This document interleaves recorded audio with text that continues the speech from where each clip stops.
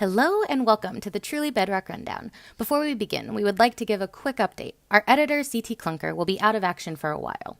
There may be a slight difference in editing styles, so please be gentle in the comments below. Our scriptwriter has been taken by a serious IRL illness known as homework, and Shepherd Tamer has also got hit with the worst ever case of the man flu. So today, we have the B team, consisting of me, your friendly neighborhood Jessie B, on voice, and the ever-lovely TNC Cuban on edit. Now, let's jump into this week's trials and tribulations of the Truly Bedrock server. Starting off this week is Rogue Fox, who after catching slack walking on his waterfall with Frostwalker boots. Last episode, and I am getting distracted by this guy down. Hey! Begins terraforming the lake at the top of the waterfall, which he did an absolutely amazing job on. After that, Rogue does some quick, off-camera end raiding to help restock his shop. Next we have Zloy XP, who after clearing the prank left behind by Foxy and Groova, decides to not only improve the skull, but to lay out the plans to fortify the rest of the Undead Isle. Starting with a tower and fortress, before adding a harpooned sinking ship. Now, that certainly sends a message. He then moves his storage system by piston, which he seems to find great amusement in, before building a spider-powered Fletcher to house the aforementioned storage.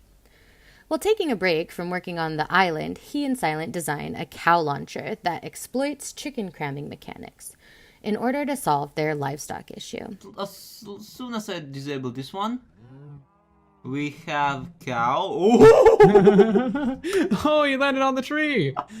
However, after an unfortunate piston placement, they decide to turn it into a prank on island neighbor Daphne, who, in turn, he recruits to help him design the launcher into a derpy cow blimp. Now, have you ever seen something so horrendously cute? The derpy little cute face. yeah. And so we're gonna put legs in there, right? Slack decides, after Foxy so lovingly pointed out in the previous episode that his house was less than impressive, to redecorate, before realizing that Foxy had stolen Geraldine from him. And this after he had been so kind to let him take all of the emeralds and carrots from their villager area. Where did our villager go? Where did our villager go? Look where we are. Look where we are. Does this area look familiar? Oh, do you hear that? That doesn't sound like a villager, though. That sounds like a little bit of a cackle. A little bit of a cackle there. What could have happened? Now, not willing to let this slight go, he may or may not have turned Geraldine into a witch before he started to charge 10 diamonds a week in rent to King Foxy for the room he took for himself in Slack's house. Aside from the vengeance this week, he also managed to make a 9-chunk tree farm, continued the dock along the island, and added a mini lumber shop with the help of one Daphne Elaine. That is a lot of work, considering the pain and suffering caused by Foxy earlier this week. And I want to really open this area up. I want to be able to come down here and get tons upon tons of trees at once. And I actually want to start selling the trees as well, because I don't care what you're doing in Minecraft, you always need wood for chests, for anything making hoppers, any kind of design. Pearl spent the first part of his episode showing off his newly redone storage room that makes great use of the recently added blocks to the game. And yeah, I decided to make use of a lot of the new blocks where we got like andesite stairs, polished andesite stairs, the smooth stone blocks, polished granite stairs. Before embarking on a dubious prank on TNC Cuban and DB. And I have not forgotten about this. He started by unleashing zombies in their basement, narrowly dying in the process on more than one occasion, followed by flooding the entirety of the island. That brings a whole new meaning to Lost at Sea. Okay, that was not easy, but I did get out of there finally. I fell down like another 2 times and almost died multiple times, but here's kind of what we're looking at. It's a little bit of a mess in here now. After being informed of the prank on his island and seeing it completely flooded, Cuban proceeded to win the award for the most deaths by prank with a record number 24 deaths. 22, 23, 24 times. While trying to retrieve his items after opening his inventory on a ladder. Rookie move, Cuban. While clearing the water from the island, Zloy lures Cuban into a boat chase after stealing Cuban's boat and leaving him stranded at sea. Because if not... Oh, nice move. Okay, you got me good. He then shows off the beginning of a storage area that he worked on while he was sick. And after being told that the signs are a sign, Cuban spends most of the next episode trying to work out who pranked him to no avail. Deciding to give his brain a break, Cuban finishes up his storage room and makes a book of clues. And one clue stands above the rest to point him in the right direction of who the prank master really was. And spoiler, it wasn't Mr. No-Tails. This week, Silent has decided to join the likes of big businesses with the Guardian Farm's new pay-per-use system.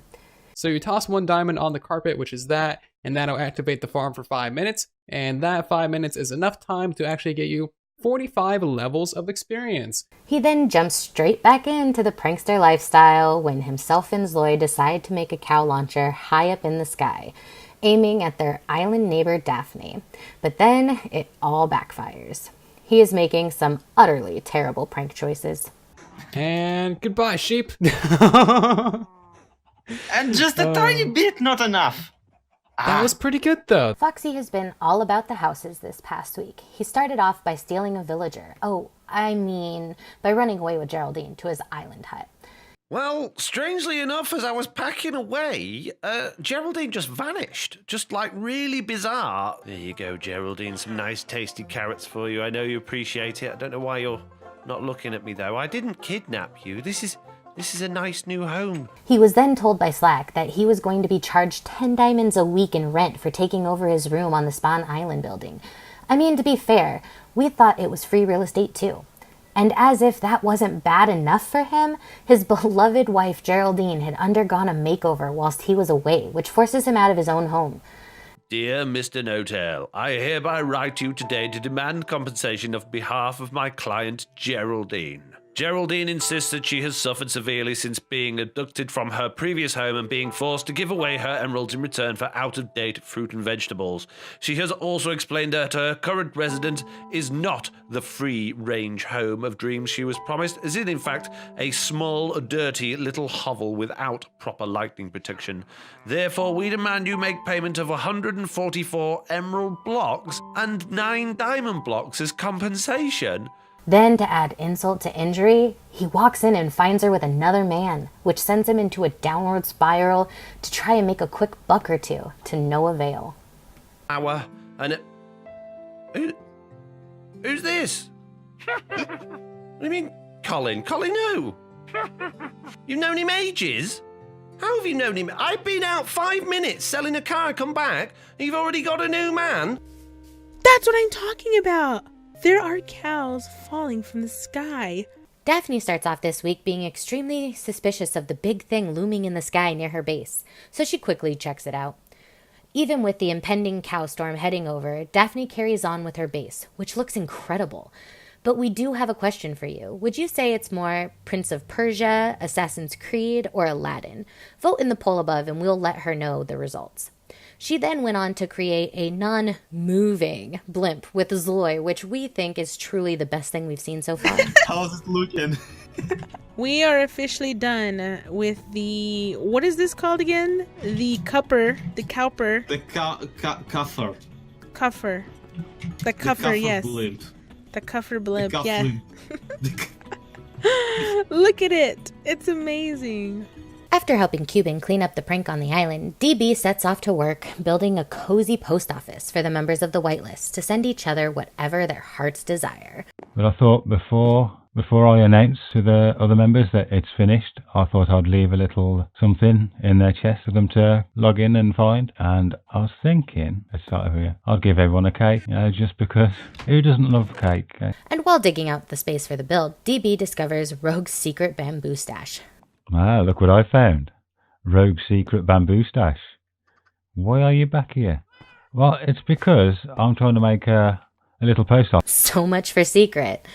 After completing the build, he does some quick off-camera caving, which has certainly made him richer than he was before. During this week, Groova didn't get up to too many shenanigans.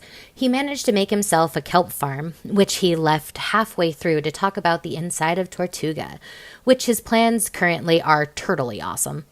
He then goes on to finish his kelp farm to round off this week's episode. Right, there we go. That should... Oh, yep, it's perfect.